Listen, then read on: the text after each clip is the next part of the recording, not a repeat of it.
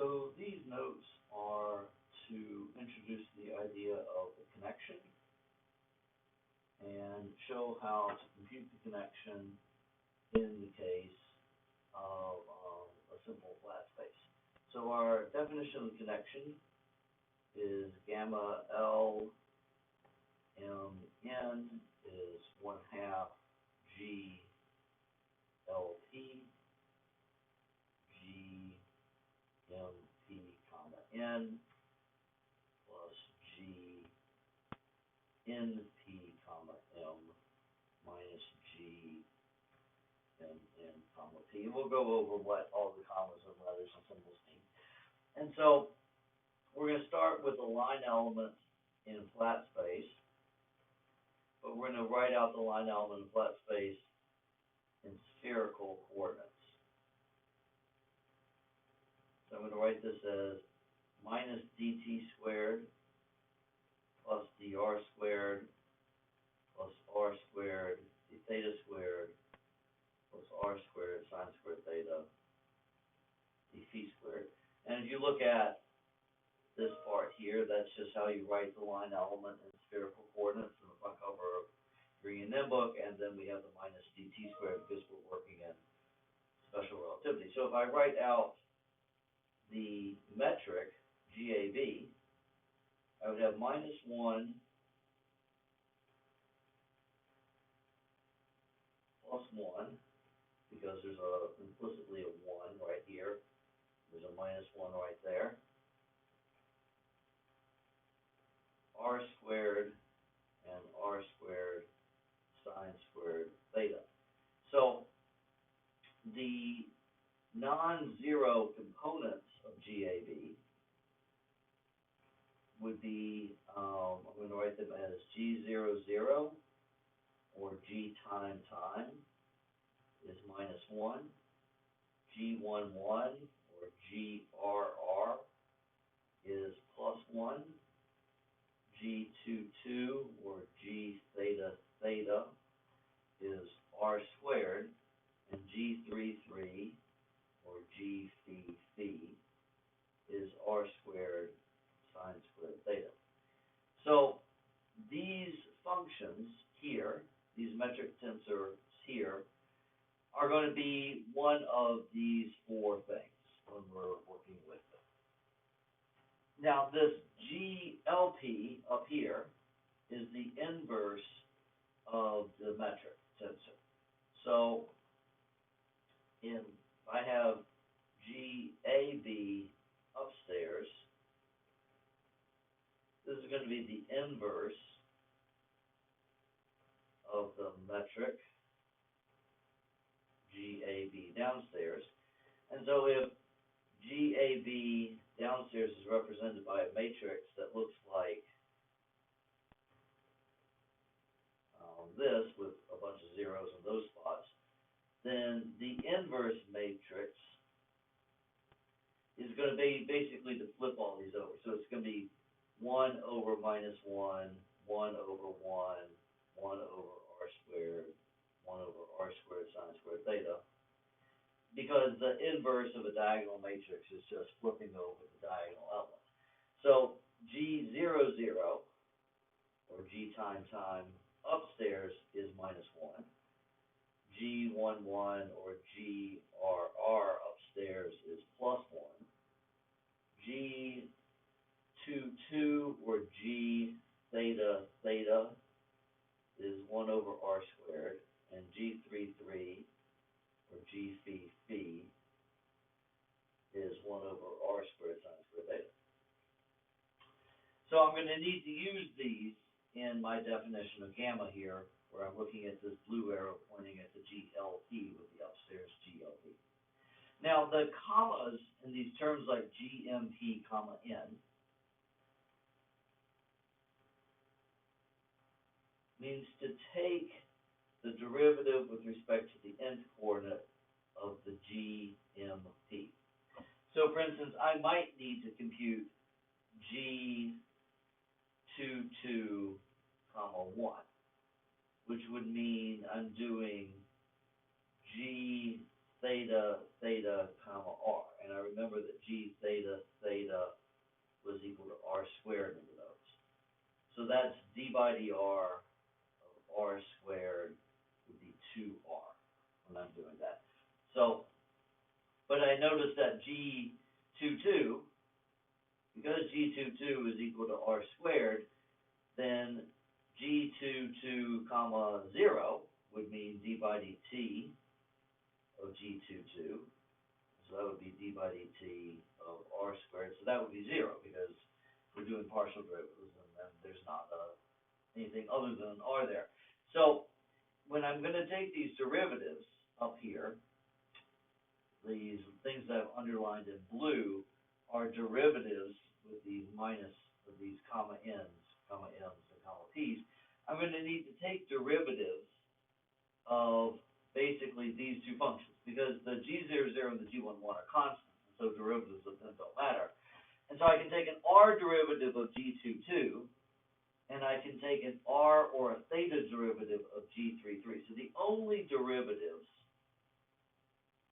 that are going to be needed here are g22 comma 1, g33 comma 1, which would be d by dr of g33, or this thing here, and then I could do g33 comma 2, which would be d by d theta of g33. So I can take the r as a theta derivative. So I'm going to go ahead and write those out down here, right? So I also had that g33 was r squared sine squared theta.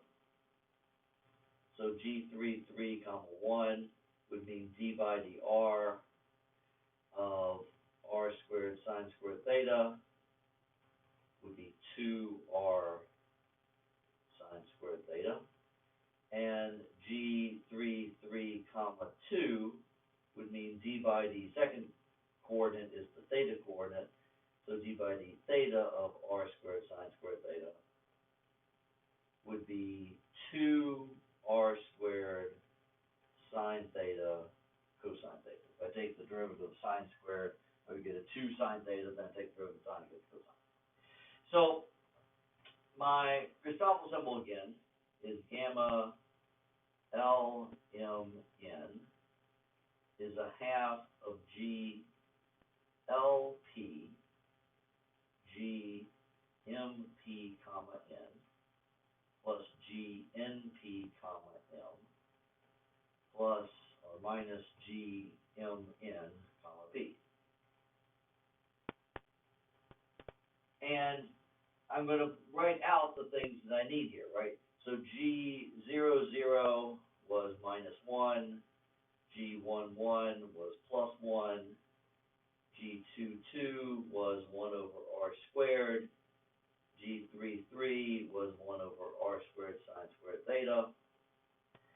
And in terms of my derivatives, I had G22 comma 1 was equal to 2r, G33 comma 1 was equal to 2r sine squared theta, and G33 comma 2 was 2r squared sine theta cosine theta. Okay, so those are the, everything else is 0, right? So if there's a G12, well, that's equal to 0 because it's not in my list. Or there's a G11 comma 2, that's equal to 0 because it's not in my list. So these are the only terms that are not 0. Right? So these are the only possible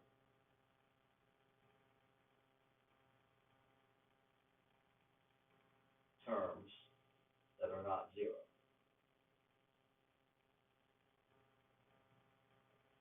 So the game is to try to compute the gamma LMN, supposed to be an N here, the gamma LMN, and the tricky thing is that it looks like it's going to be a tremendous amount of work, but if you figure out which terms are going to be not 0 and which terms are going to be 0 before you start, then it's not as bad as you might think it would be. So here, for instance, is what we're going to do, right? So in this lingo,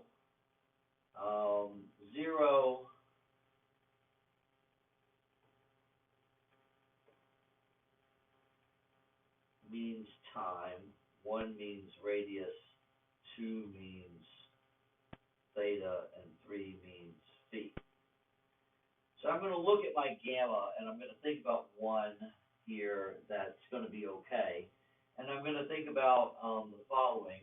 I'm going to think about gamma 1, 2, 2. Okay, so I'm just picking some numbers. So I have as a formula, gamma LMN is 1/2 GLP GMP comma N plus GNP comma M minus GMN comma P. And when I say that I'm going to try to compute this one, then what I'm saying is that I'm going to say that L is equal to 1, M is equal to 2, and N is equal to 2 in the entire formula. So I'm just going to take the formula that I have above, which is the general formula, and I'm going to put in, everywhere I see an L, I'm going to put in a 1. I'm going to leave the P's alone for a moment. So I've replaced that L with a 1.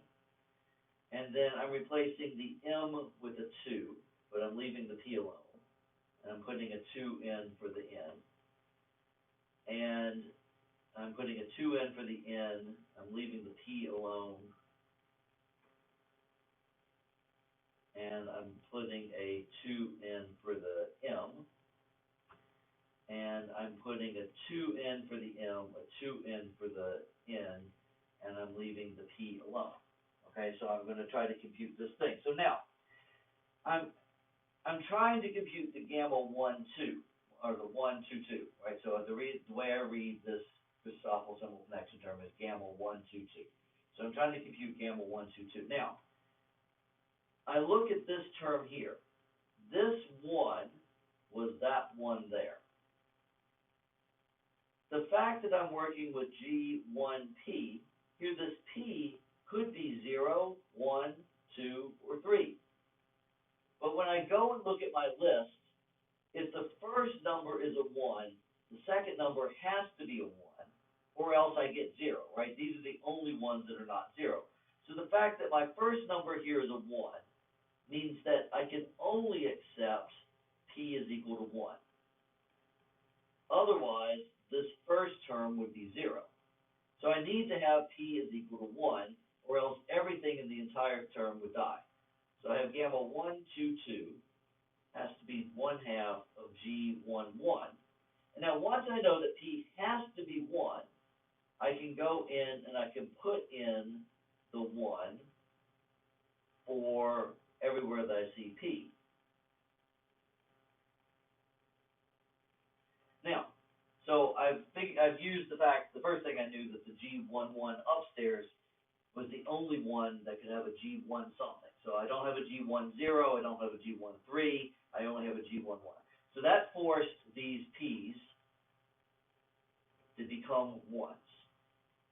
Now, I now look at my derivatives, right? The only derivative in my list that I can have is that one, right? So G21, that was not on my list, so that was 0. G21, that's on my list, that was 0. And this thing here, well, that thing there is equal to 2R. So gamma 1, 2, 2 is a half. G11 was 1. If I scroll back up here, G11 is 1. And then I have 0 plus 0 minus 2R. And so gamma 1, 2, 2 is equal to minus R. So I found one of the possible non-zero connection terms. I suspect that the other terms that you might try to compute, and you should look at a bunch of different ones, I suspect gamma 133, you should be able to compute and get something. And I suspect that if you do gamma 233, you should be able to get something. And then I would be interested that the other possible terms, I can imagine gamma 212 might be something. I'm not 100% sure about that. I suspect gamma 1, 3 might be something. I'm not 100% sure about that. I suspect gamma 3, 2, 3 might be something, and I'm not 100% sure about that. So those are the ones I would try next, right? In principle, you have to go through all the options. I'm not using many zeros because there's no time dependence anywhere, and I suspect those are all going to go away. But what I'd like to encourage you to do is to try to compute this one and try to compute that one. And maybe let's do one that I'm very confident will be zero. Let's try to compute gamma 0, 1, 1. I'm pretty sure that that one will be zero, and you'll be able to see that that's zero as well. So I'm pretty sure that you're going to get zero when you do that. Yeah, almost certainly. So I think that there's a whole bunch that you would do that would turn out to be zero, and then there were some that you would do that would turn out to be some sort of functional thing, and you would like to make a list of all these terms that are zero. So I think that's the assignment. The assignment here is to try to compute those things.